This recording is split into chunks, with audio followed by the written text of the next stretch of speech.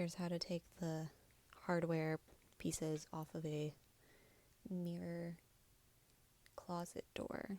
So it's flipped over and there's only one little part that's keeping this on, and that's right here on the other side, right there.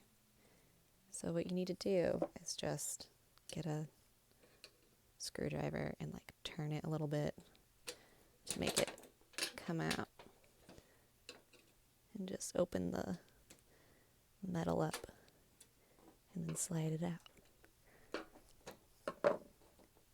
It's one-handed isn't fun, but you get the gist. There. And then it comes out, and this will be kind of jagged, so you can clamp it down a little bit. And you're good to go.